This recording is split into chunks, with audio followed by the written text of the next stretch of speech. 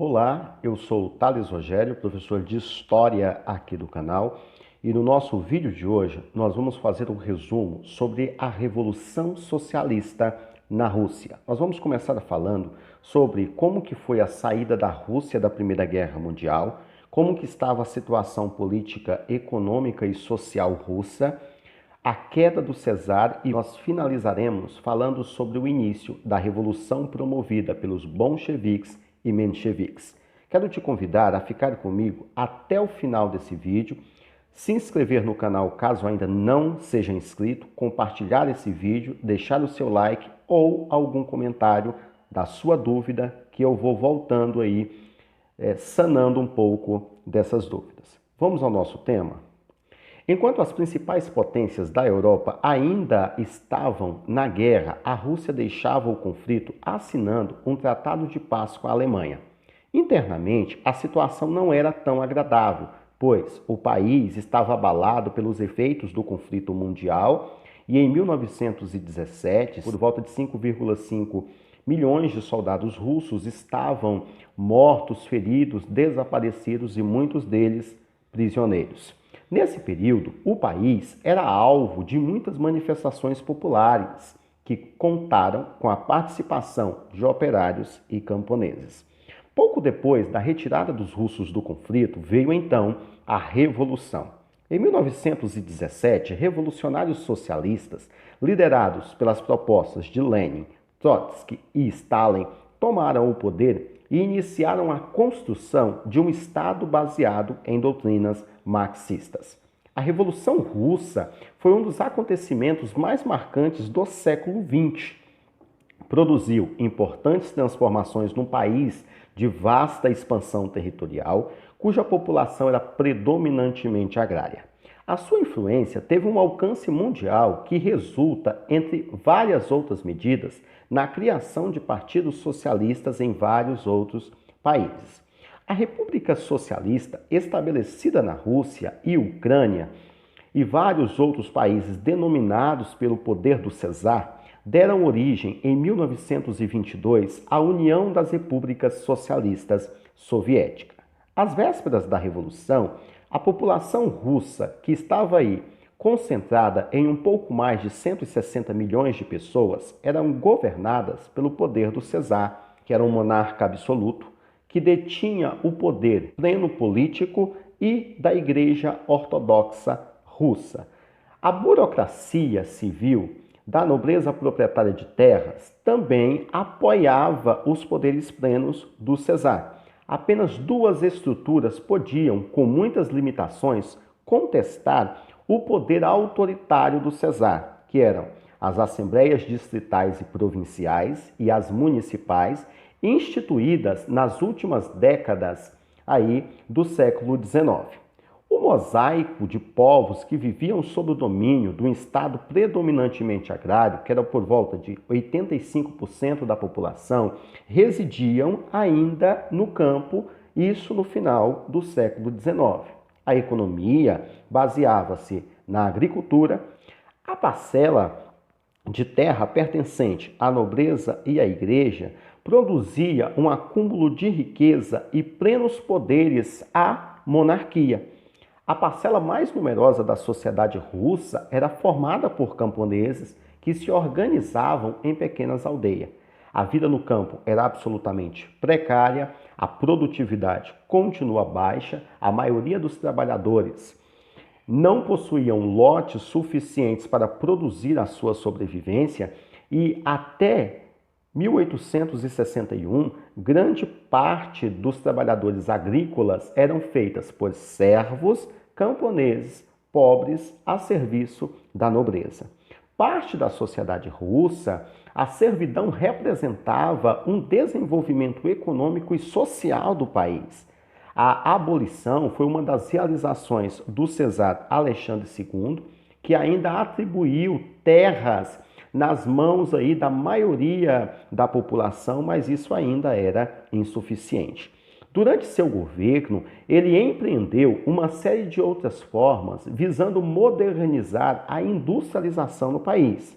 Óbvio, a industrialização da Rússia teve início aí na metade do século XIX, graças ao grande fluxo de capital estrangeiro que vinha ou da Inglaterra, ou da França, ou da Bélgica, ou até mesmo da Alemanha, e muitas delas sendo estatais. As principais indústrias existentes concentravam-se na maioria das cidades que produzia o império, como dentre elas Moscou e São Petersburgo. Surgiu um grande contingente de operários nessas cidades. Os trabalhadores estavam submetidos a condições extremas de trabalhos, como jornadas que baseavam entre 12 a 16 horas, os salários continuavam terminantemente baixos, havia uma falta de segurança e a inexistência de uma legislação trabalhista. A situação contribuiu para que o operariado se mantivesse em confronto com o poder do czar, baseado no pensamento marxista que queria que difundisse entre o meio urbano. A divulgação das concepções das teorias de Karl Marx no Império Russo possibilitou a formação de diversos agrupamentos e organizações de esquerda. A partir destes, a criação do primeiro partido político de caráter marxista no país em 1898, o Partido Operário Socialista Democrata Russo. As discussões sobre a natureza da luta contra o cesarismo criaram duas tendências no interior do partido: os mencheviques, que eram a minoria, e os bolcheviques, a maioria. Os mencheviques eram liderados por Martov e Plekhanov. Defendiam a tese de que a luta contra o poder do czar deveria passar por uma etapa democrático-burguesa. Baseado nisso, a burguesia deveria tomar o poder e instaurar uma economia social visando o desenvolvimento do capitalismo. A transição para o socialismo seria de maneira gradual, mas lenta. Os bolcheviques, que eram a maior parte da população, liderado por Lenin, defendiam a necessidade de uma revolução proletária conduzida por uma organização totalmente clandestina de revolucionários profissionais, concentrada e submetida à rigorosa disciplina. Enquanto os bolcheviques e mencheviques disputavam a hegemonia do partido político dominante na Rússia, a Rússia sofria consequências da derrota da Guerra Russo-Japonesa, travada aí nos anos de 1904 e 1905. O conflito teve origem na política de expansão da Rússia e Japão no Extremo Oriente. A sociedade civil reagiu às irreparáveis perdas de homens e recursos, além da humilhação a que foi submetida a Rússia. A percepção gerou um clima de descontentamento popular, responsável por uma série de confrontos entre o povo, o governo e o czar. Um dos episódios determinantes para que houvesse uma revolução na Rússia foi o então Domingo Sangrento, ocorrido no ano de 1905. Em dezembro de 1904, um grupo de trabalhadores da usina de Putlov, situada em São Petersburgo, então capital da Rússia, elaborou uma série de reivindicações trabalhistas apresentado à direção da empresa. Os dirigentes não só ignoraram as exigências, como também demitiram todos aqueles que aderiram ao movimento. A solidariedade aos demitidos, as sessões operárias promovidas por vários operários que se uniram, organizaram contra o movimento. Baseado nisso, houve uma manifestação pública. Os operários e populares marcharam rumo ao Palácio de Inverno, onde entregaram uma petição ao czar solicitando reformas políticas, sociais, religiosas e fiscais, além da convocação de uma Assembleia Nacional Constituinte. Em resposta, centenas de trabalhadores foram metralhados por soldados do czar. Detalhes: a manifestação era terminantemente pacífica. Numa reação indignada ao Domingo Sangrento, as manifestações vieram a todo o país, tanto na cidade quanto no campo, iniciando motins militares, dentre eles as rebeliões de marinheiros de um dos maiores navios de guerra do Império contra o abuso praticado pelos seus comandantes. E foi ainda no decorrer do confronto de 1905 que surgiram os sovietes e os partidos liberais russos. A repressão cesarista resultou em milhares de mortos e prisioneiros, além do exílio de várias lideranças socialistas. Procurando evitar novos conflitos e atrair os liberais, o Czar Nicolau II prometeu realizar uma reforma agrária e respeitar as liberdades civis, o que não aconteceu. Além disso, ele convoca uma Duma, que era uma espécie de assembleia de representantes do povo, composta pela maioria de nobres de alta burguesia, que tinham funções apenas consultivas e poderiam ser dissolvidas a qualquer momento. Com a derrota na guerra com o Japão, contribuiu então para o levante no ano de 1905 e o fracasso do exército cesarista na Primeira Guerra Mundial favorece então a Revolução de 1917. Quando a Rússia ainda era aliada dos britânicos e dos franceses, entra na luta contra a Alemanha e a Áustria-Hungria em 1914. Até 1916, os enormes poréns mal equipados russos sofrem derrotas sucessivas e, enquanto isso, a situação interna se tornou mais agravante.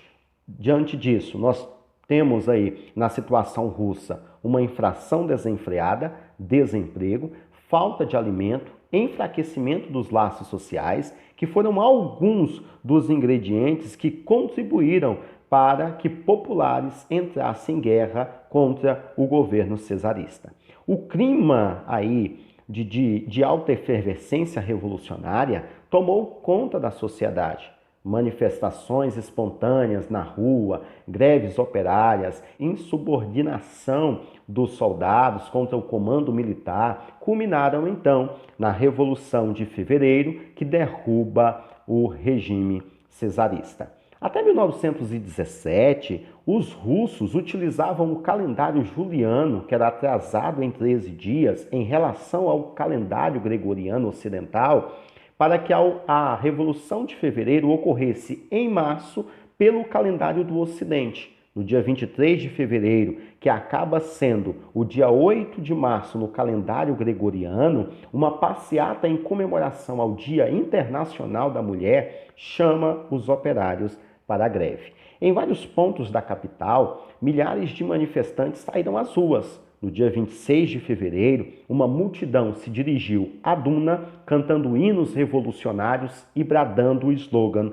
"Abaixo a autocracia, abaixo a guerra". A autocracia era um governo em que o soberano tinha poderes ilimitados e absolutos. O governo, como costumava fazer, repreendeu a manifestação de forma violenta.